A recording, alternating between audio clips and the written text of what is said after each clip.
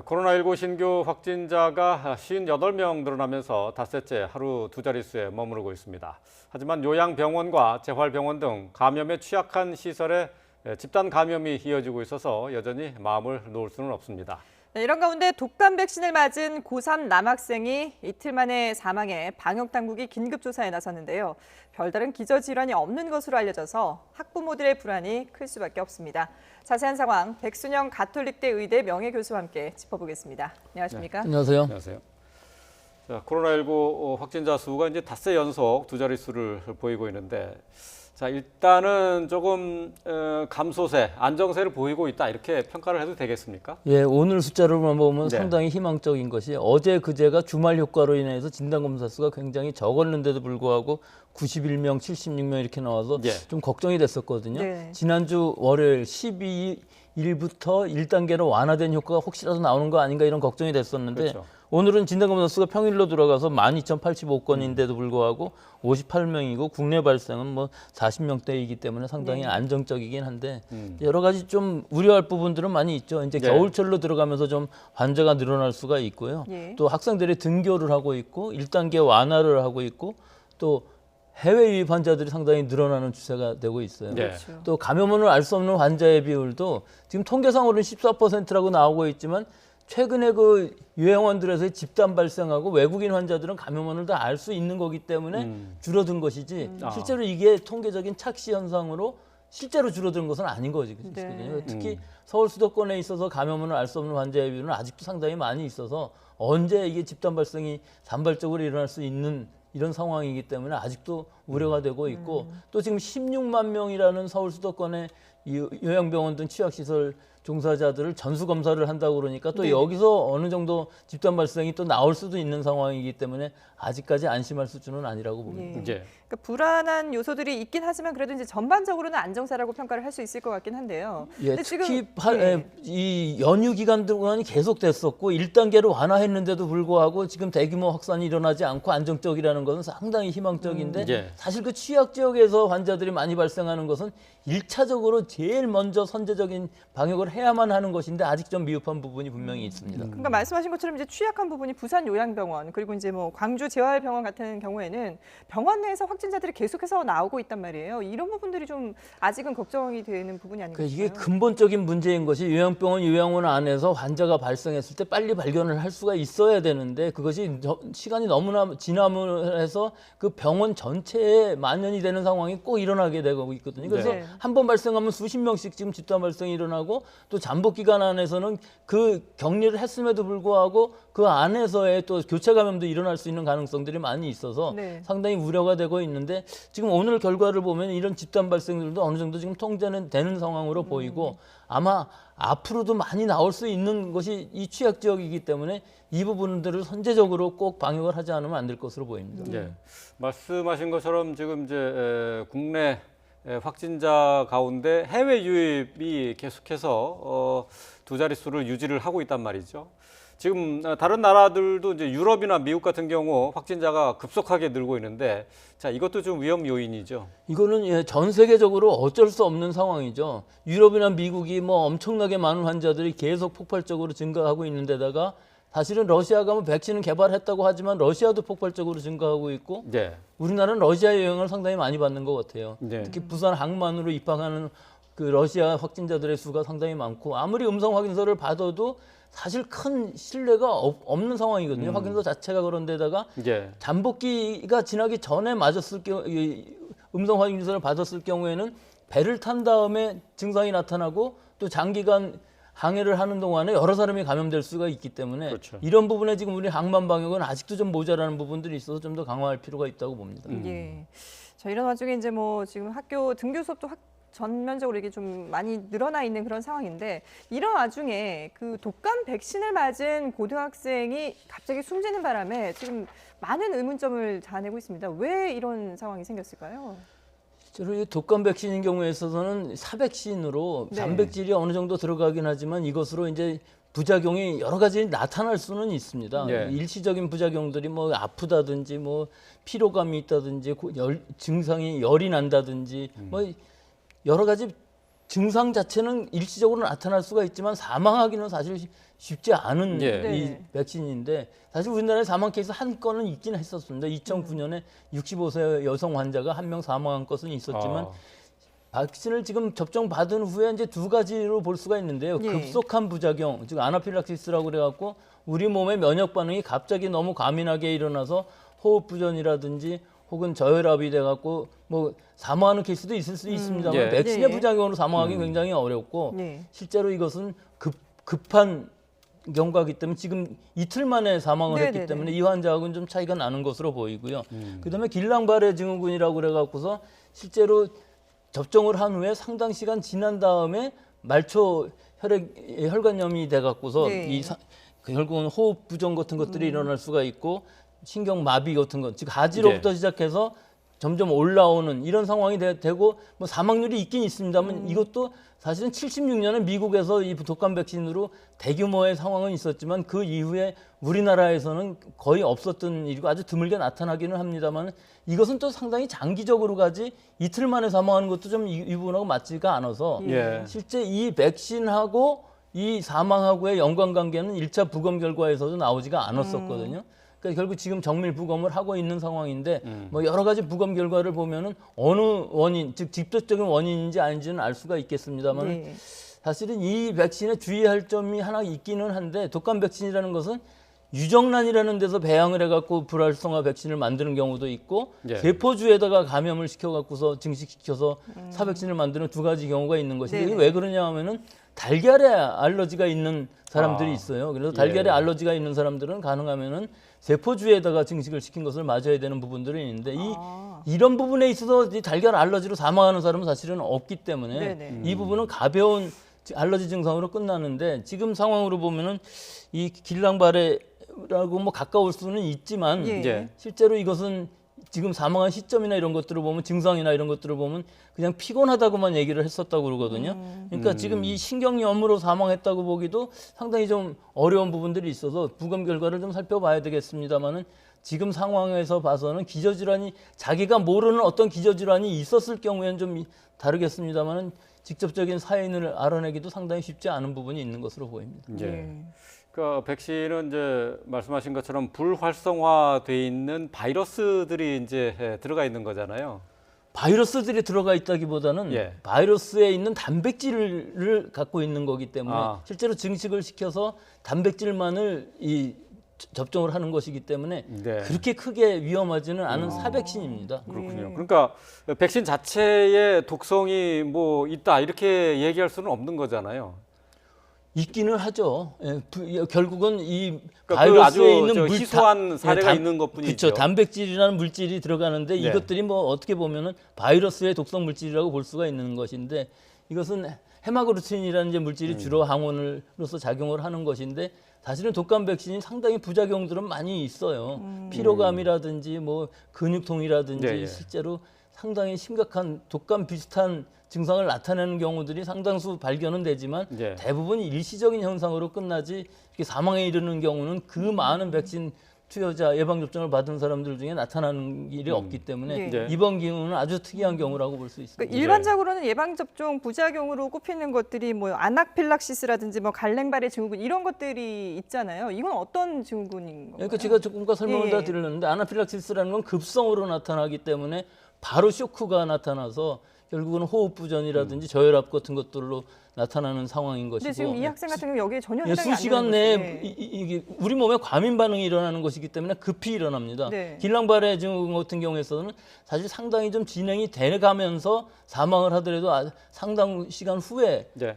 사망을 하기 때문에 지금 이 경우하고 상당히 좀 차이가 있는 부분들이 있고 일반적인 부작용들은 뭐 독감에 의한 이 심장마비라든지 뭐 이런 것들이 나타나기는 심장질환이 있다든지 뭐 여러 가지 기저질환이 있는 사람들은 나타날 수가 있습니다만 17세의 남자 고등학교 3학년 학생이 건강한데 알러지성 비염 정도가 있는데 예. 이런 지금 증상들이 없이 사망했다는 것은 지금 원인을 알기가 굉장히 어렵기 때문에 정밀 부검을 하고 있는 상황이죠. 예. 어쨌든 뭐 독감 백신을 맞은 학생이 숨졌다라는 뉴스 때문에 어제 깜짝 놀라신 분들이 많으셨을 것 같은데 말이죠. 이 독감 백신 논란과 관련해서 어제 정은경 본부장이 여기에 대한 설명을 한 게 있습니다. 잠시 들어보고 오겠습니다. 접종 전후에는 특이사항이 없었고 10월 16일 오전에 사망이 신고가 되어 현재 부검으로 사망 원인에 대한 조사가 진행 중입니다. 아직은 예방접종과의 인과관계가 확인되지 않았으며 부검을 통한 사망 원인을 먼저 파악한 후에 조사를 진행할 예정입니다. 인플루엔자 백신으로 인해서 사망한 이상반응 사례는 확인을 해봐야 되겠지만 제 기억으로는 아직은 없는 상황이어서요. 네, 그러니까 인과관계가 확인된 사망 사례에 대해서는 없는 걸로 알고 있는데 제가 과거 기록을 다 알고 있지 못해서 확인해서 말씀드리겠습니다. 예, 정은경 본부장의 설명을 들었습니다만은 지금 이 논란이 되고 있는 이 사망 사건의 경우 이 해당 백신 자체에 문제가 있었던 것은 아니라는 거잖아요. 일단 상온에 노출된 백신들은 다 수거를 했고 그 네. 백신을 맞은 사람들의 부작용도 다 알려져 있기 때문에 실제로 지금 그 백신은 아닌 것으로는 알려져 네. 있지만 일단 13세에서부터 18세 사이에 이 신성약품에서 공급한 백신인 경우에 있어서는 어느 정도 상온에 노출된 부분들이 분명히 포함되어 있긴 하기 때문에 불안감이 높아지는 건 사실이지만 이 사백신의 특성상 상온에 어느 정도 있었다고 그래갖고서 이것이 독성을 나타내기는 상당히 어려운 안정성이 있는 백신이기 때문에 이 부분은 안심해도 될 것으로 보입니다만은 실제로 올해 들어서 지금 이 백신인 경우에 있어서는 이 흰색 백색 물질로 신전물이 있었던 거하고 네. 또 상온에 노출된 것하고 이런 사고들이 여러 번 있었어 갖고서 국민들이 불안감을 떨치기는 어려울 것으로 보입니다만 네. 사실 이 백신 자체는 상당히 안정성을 가지고 있는 그렇죠. 백신이기 때문에 이런 부분들 다 회수하고 문제는 다 제거한 것으로 보입니다. 네. 네. 그러니까 결국 이제 신뢰 문제가 되는 부분인데 어제 근데 이 뉴스가 나오고 나서 많은 학부모님들이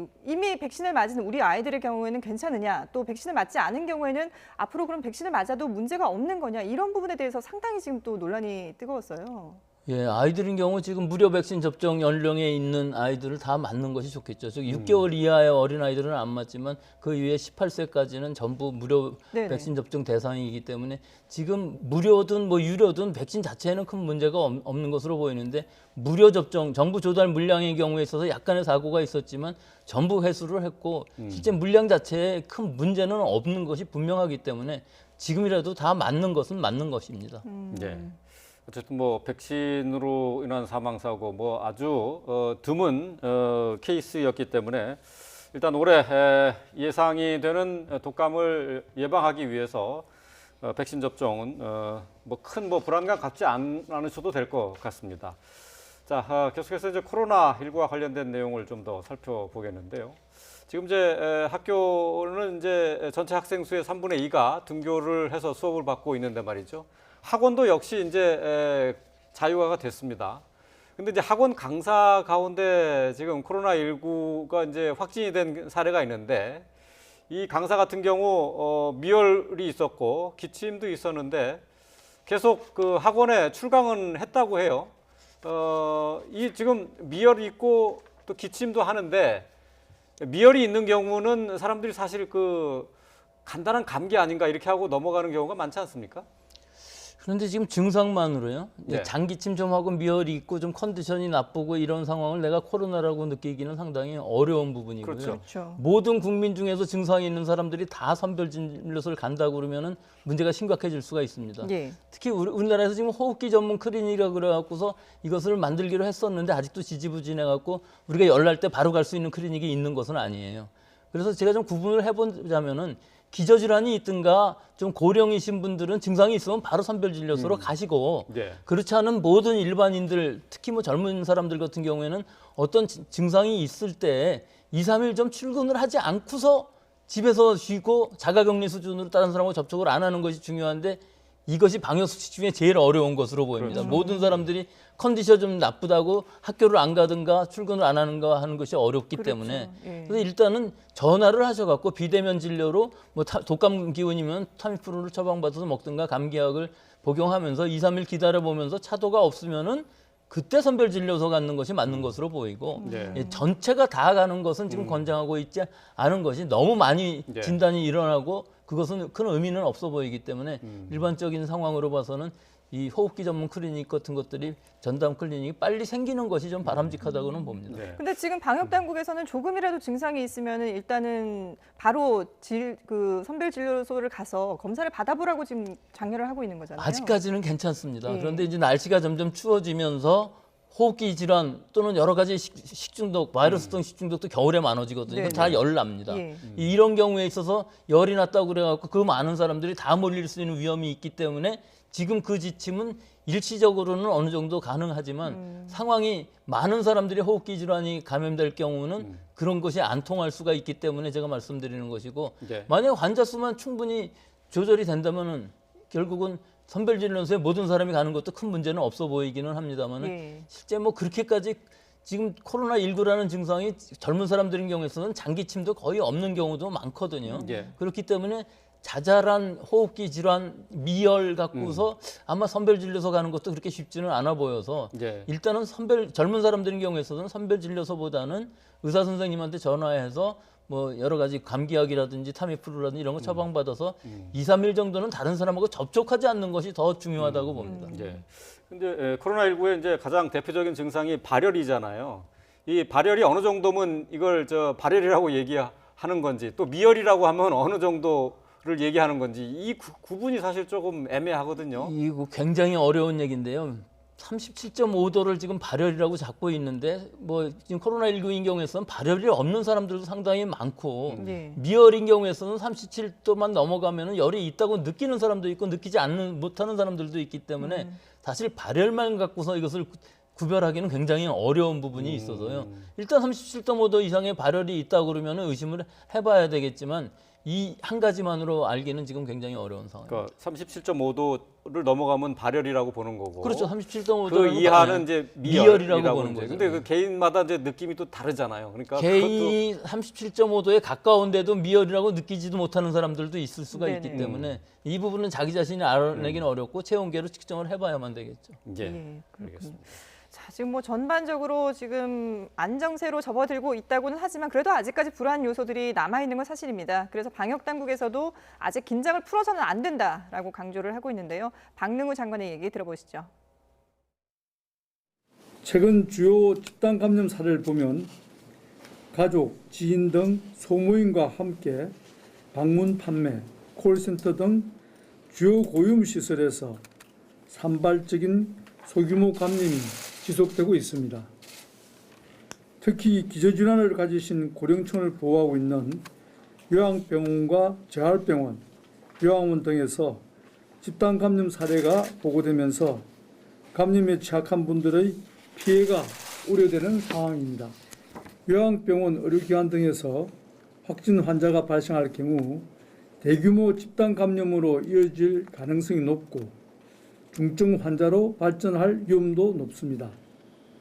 더욱 세심한 관리가 필요합니다. 네. 자, 지금 보면은 이제 뭐 전반적인 확진자 수 관리도 중요하지만 이 중증 환자가 얼마나 늘어나지 않도록 관리를 잘 하느냐도 상당히 중요하다라고 그동안 이제 계속해서 얘기를 해왔었는데요. 지금 보면은 뭐 요양병원에서 계속해서 환자가 나오고는 있습니다만은 거기에 비하면은 중증 환자 수가 늘어나는 비율이 그렇게 심각하지는 않은 것 같거든요.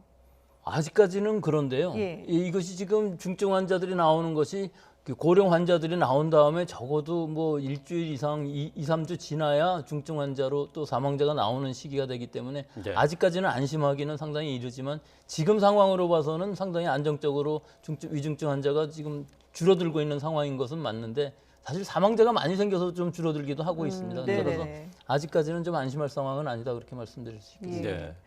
지금 뭐 방역 당국에서는 위중증 환자를 이제 구분하는 단계를 단일화했어요. 그러니까 지금까지는 중증 또 위중 환자 이렇게 두 단계로 나눠서 분류를 했었는데 앞으로는 이제 위중증 이제 뭐 18일부터 이렇게 적용을 하고 있는데 말이죠. 이제 지금까지는 중증 단계의 산소 마스크 치료자도 포함을 시켰었잖아요. 근데 이걸 이제 제외시킨다고 하더라고요. 이게 제외시킨다기보다는 중증, 위중을 이렇게 나눴습니다. 중증이라는 것은 고유량 산소 치료를 받는 사람들을 중증이라고 그러고 네. 산소 호흡기라든지 에크모 치료를 받는 사람들을 위중이라고 했었는데 그렇죠. 이 고유량 산소 치료를 받는 사람들이랑 이게 에크모 산소 호흡기 전부 합쳐서 위중증으로 한 단계로 한 것뿐이지 실제로 이걸 다 제외한 것은 아니기 때문에 네네. 뭐 사실 그 두 단계 큰 필요가 없어 보이는 것이 일단 폐렴으로 진행이 되고 고유량 산소 치료가 필요한 경우에 있어서 위중증이라고 볼 수가 있기 때문에 예. 이것을 두 단계에서 한 단계로 합쳤다고 이해하시면 될 것으로 봅니다. 그럼 그 단계만 바뀐 거지 뭐 치료 시설이라든지 이런 그런 것들이 건 바뀐 전혀 것이 없습니다. 바뀌는 것들은 없고. 그 산소 마스크 예. 치료를 받아야 될 경우는 조금 상태가 심각한 거 아닌가요? 그렇죠. 산소 치료를 받는데 그것도 예. 사실 뭐 좀 산소 포화도가 떨어져 갖고서 받는 사람들이 있는 것이고 또 폐렴이 있기 때문에 받는 것이 나눠질 수가 있기 때문에 그런 부분들은 이제 의료진께서 판단하셔서 어디를 위중증으로 할 것이냐 그것들은 임상 증상에 따라서 나눌 것으로 봅니다. 예, 예, 알겠습니다. 네, 지금까지 코로나19 상황 백순영 가톨릭대 의대 명예교수와 함께 살펴봤습니다. 오늘 말씀 잘 들었습니다.